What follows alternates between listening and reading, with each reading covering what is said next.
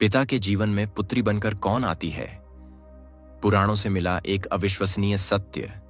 शास्त्रों में कहा गया है, पुत्र भाग्य से उत्पन्न होता है, लेकिन पुत्री पुण्य से। यानी पुत्र भाग्य से तो उत्पन्न हो सकता है, परंतु पुत्री महान पुण्य कर्मों के फल स्वरूप ही उत्पन्न होती है। पर क्या आपने कभी रुककर सोचा है कि आपके घर में बांसुरी बजा रही वो छोटी सी बच्ची आखिर कौन है?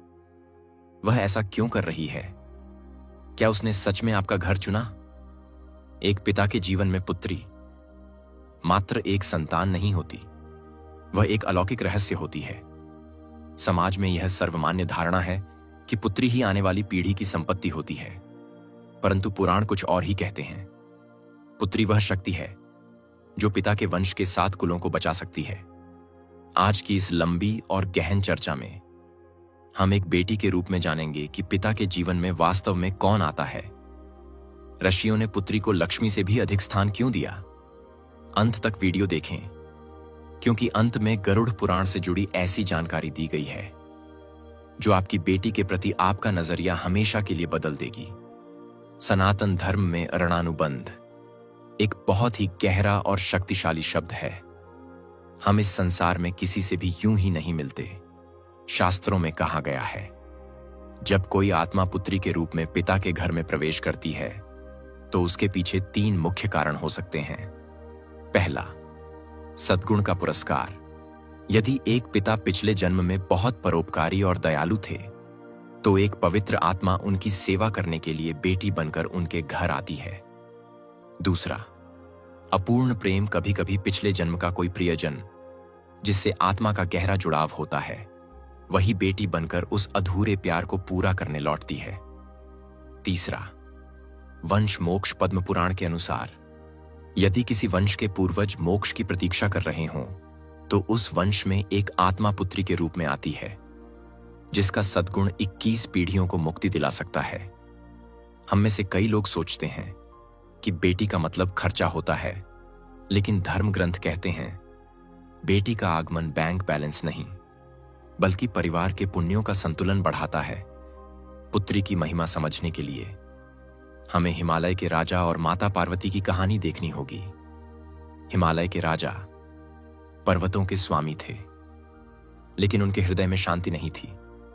वे ब्रह्मांड की माता को अपनी पुत्री बनाना चाहते थे। उनकी कठोर तपस्या से प्रसन्न होकर देवी पार्वती ने उनके घर जन्म लिया। हिमालय राज जानते थे कि उनकी बेटी साधारण नहीं है, और जब पार्वती की विदाई का समय आया तो उनके आंसुओं से पूरा ब्रह्मांड द्रवित हो उठा।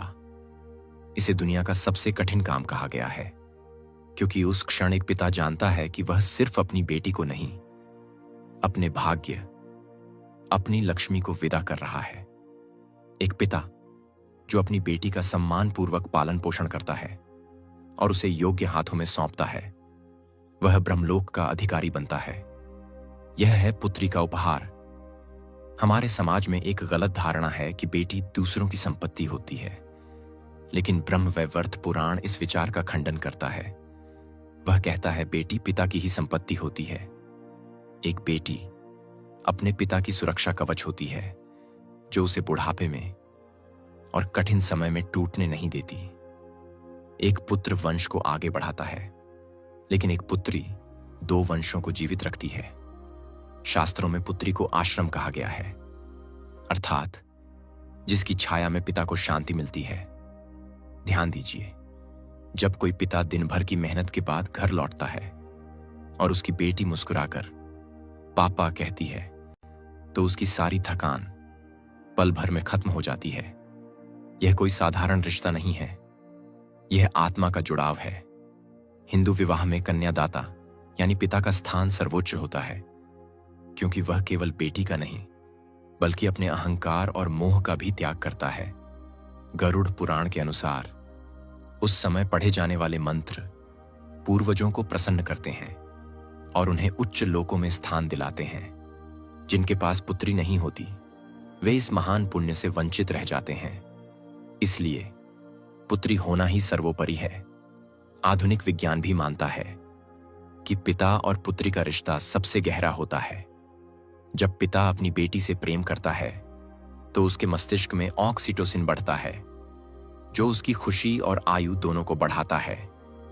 आध्यात्मिक विज्ञान कहता है पुत्री शक्ति का प्रतीक है। जहां नारी का सम्मान होता है, वहां कोई दोष नहीं टिकता। यदि आपके घर में शांति और सकारात्मकता है, तो समझ लीजिए आपकी बेटी के कदम वहां आशीर्वाद बनकर पड़े हैं। अंत में एक बात हमेशा याद रखें, आपकी बेटी कोई संयोग नहीं है। वह आपके जीवन में इसलिए आई है क्योंकि ईश्वर को आप पर विश्वास था। जब वह मुस्कुराती है तो समझिए लक्ष्मी प्रसन्न है, और जब वह रोती है तो समझिए कहीं ना कहीं आपसे कुछ छूट रहा है। उसे सिर्फ प्यार मत दीजिए, उसे सम्मान दीजिए, उसे शिक्षित कीजिए, उसे साहसी बनाइए और उसे यह एहसास दिलाइए कि वह आपके जीवन का सबसे बड़ा गौरव है। आप सोचते हैं कि आप उसका पालन पोषण कर रहे हैं, लेकिन सच्चाई यह है वह आपके जीवन को बेहतर बनाने आई है। आपकी बेटियां महज बच्चे नहीं हैं, वे स्वर्ग से आई हुई देवदूत हैं। दोस्तों, आपके जीवन में आपकी बेटी की क्या भूमिका है? क्या आपने महसूस किया है कि उसके आने के बाद आपकी किस्मत बदली है? कमेंट में जरूर बताएं। वीडियो पसंद आए तो लाइक करें और उन सभी माता पिता के साथ शेयर करें जो अपनी बेटी से सबसे ज्यादा प्यार करते हैं। इस तरह के वीडियो देखने के लिए चैनल को सब्सक्राइब करें।